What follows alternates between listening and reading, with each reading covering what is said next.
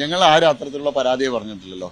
ഞാൻ ഒരു സ്ഥാനാർത്ഥി എന്നുള്ള നിലയിൽ തെരഞ്ഞെടുപ്പ് ഫലം ഉടനെ തന്നെ പറഞ്ഞല്ലോ. ഞങ്ങളുടെ അടിസ്ഥാന വോട്ടിൽ യാതൊരു കുറവും വന്നിട്ടില്ല.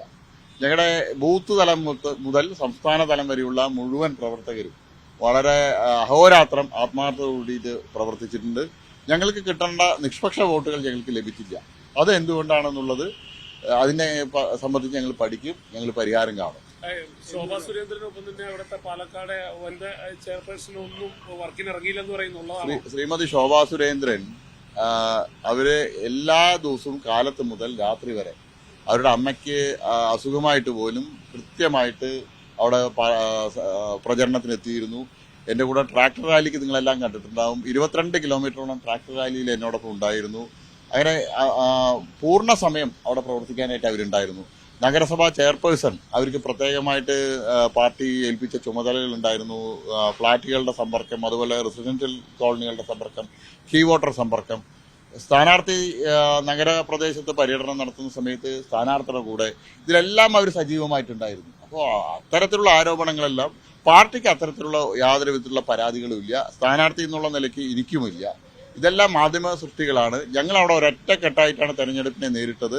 ഞങ്ങൾക്കുണ്ടായിട്ടുള്ള കുറവ് ഞങ്ങൾ ഒറ്റക്കെട്ടായി പരിഹരിക്കും. ആരാ പറഞ്ഞ വോട്ട് കുറവ്? ഞാൻ ചോദിക്കട്ടെ, 2016 ഞങ്ങളുടെ വോട്ട് എത്രയാണ്? 76.7% വോട്ട് പോൾ ചെയ്യപ്പെട്ട സമയത്ത് ഞങ്ങൾക്ക് കിട്ടിയത് 40,000 വോട്ട്. ഒരു ഉപതെരഞ്ഞെടുപ്പിൽ ഈ ശ്രീധരൻ സാർക്ക് കിട്ടിയ വോട്ട് മുഴുവൻ BJPയുടെ വോട്ടാണോ? ഞാൻ തിരിച്ചു ചോദിക്കട്ടെ. MP രാജേഷിന് ഒറ്റ കാര്യം 44,000 വോട്ട് 2019 ലോക്സഭാ തെരഞ്ഞെടുപ്പിൽ പാലക്കാട് നിയമസഭാ മണ്ഡലത്തിൽ MP രാജേഷിന് കിട്ടി. 2006 KK ദിവാകരൻ CPMന്റെ MLA ആയിരുന്നു. 42,400 വോട്ട് കിട്ടിയിട്ടാണ് അദ്ദേഹം വിജയിച്ചത്. CPMന് ഇപ്പോൾ കിട്ടിയ വോട്ട് എത്രയാ? 37,000. നിങ്ങൾ CPM വലിയ മുന്നേറ്റം നടത്തി വരും. CPMന്റെ 7,000 വോട്ട് എവിടെ പോയി? അത് ചർച്ച ചെയ്യുന്നില്ല. ഷാഫി പറമ്പിലിന് 2016 കിട്ടിയ വോട്ടാണ് 58,000. ആ വോട്ട് തന്നെയാണ് UDFന് ഇപ്പോൾ കിട്ടിയിരിക്കുന്നത്. കഴിഞ്ഞ തെരഞ്ഞെടുപ്പിൽ കോൺഗ്രസിന്റെ വോട്ടിൽ ഒരു വിഭാഗം വോട്ട് ഞങ്ങൾക്ക്, നിഷ്പക്ഷമായിട്ടുള്ള വോട്ടുകൾ ഞങ്ങൾക്ക് ലഭിച്ചു. അതാണ് ഞങ്ങൾക്ക് 50,000 വോട്ടെത്താൻ കഴിഞ്ഞത്. ശ്രീധരൻ സാറെ പോലെയുള്ള ഒരു ലോകം മുഴുവൻ ആരാധിക്കുന്ന ഒരാൾ മത്സരിക്കുന്ന സമയത്ത് സ്വാഭാവികമായിട്ട് വ്യക്തിപരമായിട്ട് വോട്ടുകൾ ധാരാളം അദ്ദേഹത്തിന് ലഭിച്ചിട്ടുണ്ട്. അത് ഞങ്ങൾക്ക് പൂർണ്ണമായിട്ടുള്ള ബോധ്യമുണ്ട്. ഞങ്ങളുടെ അടിസ്ഥാന വോട്ട് 40,000 വോട്ടാണ്. വളരെ ശക്തമായിട്ടുള്ള ത്രികോണ മത്സരം ഒരു ഉപതെരഞ്ഞെടുപ്പിൽ നടക്കുന്ന സമയത്ത് ഇത്തരത്തിലുള്ള അഡീഷണൽ ആയിട്ട് വോട്ട് കിട്ടാൻ ഞങ്ങൾക്ക് സാധിച്ചില്ല. അതെന്താണെന്ന് ഞങ്ങൾ കണ്ടെത്തും. ഈ സംഘടനയ്ക്കകത്ത് കേഡർ പാർട്ടിയാണ്. ഈ സംഘടനയ്ക്കകത്ത് പരസ്യ സ്ഥാനങ്ങൾ സാധാരണഗതിയിൽ ഉണ്ടാകാറില്ല. പക്ഷേ ഇതെല്ലാം ലംഘിച്ചുകൊണ്ടാണ് ഈശ്വരാജന്റെയും പ്രമീള ശശിധരന്റെയും ഒക്കെ ഭാഗത്ത്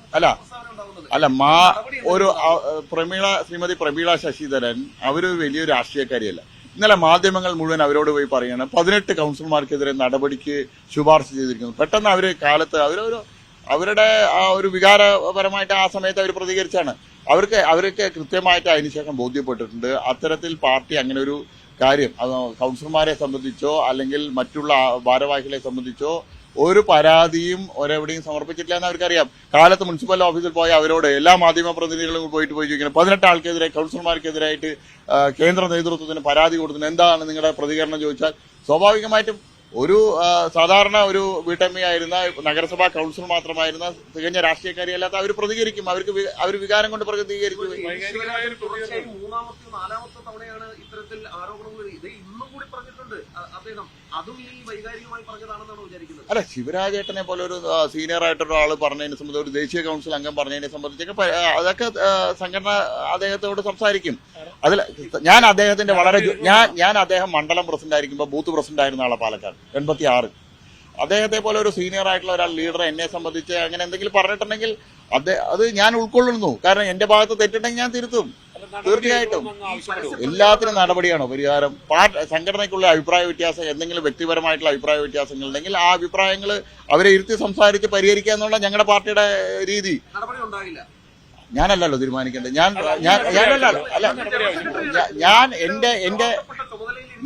നിങ്ങൾക്ക് ശിവരാജേട്ടനെതിരെ നടപടി എടുപ്പിക്കണം എന്നാണ് നിങ്ങളുടെ ആഗ്രഹം. അത് പറഞ്ഞാൽ പോരെ. അത് പറയൂ. ഞാൻ വ്യക്തിപരമായിട്ട് ഒരാൾക്കെതിരായിട്ട് നടപടി ആഗ്രഹിക്കുന്ന ആളല്ല. എന്റെ പാർട്ടിയിലെ എല്ലാ ആളുകളെയും ഒന്നിച്ചു കൊണ്ടുപോകണമെന്ന് ആഗ്രഹിക്കുന്ന ആളാണ്. ഞാൻ സംസ്ഥാന ജനറൽ സെക്രട്ടറി നിങ്ങൾ പറഞ്ഞ അതേ പോസ്റ്റിലിരുന്ന് ഞാൻ പറയുന്നു, എന്റെ പാർട്ടിയിലെ ഏറ്റവും സാധാരണ പ്രവർത്തകരെ മുതൽ ഏറ്റവും സീനിയർ ആയിട്ടുള്ള ആളുകൾ വരെ എല്ലാവരും പാർട്ടിയോട് ചേർത്ത് പിടിക്കണം എന്ന് ആഗ്രഹിക്കുന്ന ആളാണ്. ഇപ്പൊ വരുന്ന വാർത്തകളൊക്കെ മാധ്യമ സൃഷ്ടി മാത്രമാണെന്നാണോ അങ്ങ് പറയുന്നത്? 100%. ഞാൻ അല്ല, ആരാ പരാതി കൊടുത്തിട്ട് നിങ്ങൾ പറയുള്ളൂ. 18 ആൾക്കെതിരെ പരാതി കൊടുത്തു. ആ കൊടുത്ത പരാതിയുടെ ഒരു ചെറിയൊരു പീസ് കാണിച്ചതാ.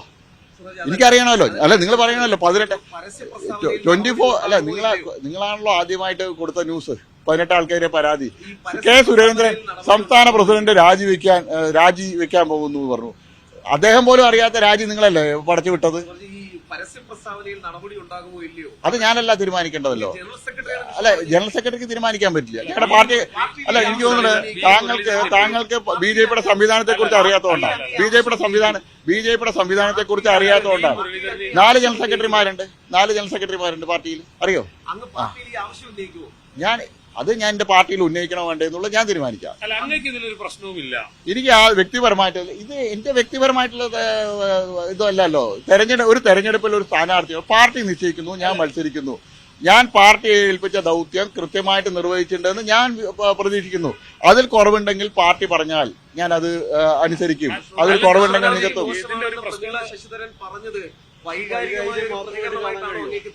എനിക്ക് അത്രയേ ഉള്ളൂ. ഞാനും പ്രബല ചേച്ചിയും 2000 മുതൽ ഒന്നിച്ച് കൗൺസിലറായിരുന്നു. ഞങ്ങൾ കഴിഞ്ഞ 20-25 വർഷമായിട്ട് ഒന്നിച്ച് പ്രവർത്തിക്കുന്ന ആളുകളാണ്. എന്റെ ഒരു സഹോദരിക്ക് തുല്യമാണ്. എന്റെ ഒരു ചേച്ചിയെ പോലെ ഉള്ള ആളാണ്. ഞങ്ങൾ കുടുംബപരമായിട്ട് വളരെ അടുത്ത ബന്ധമുള്ള ആളുകളാണ്.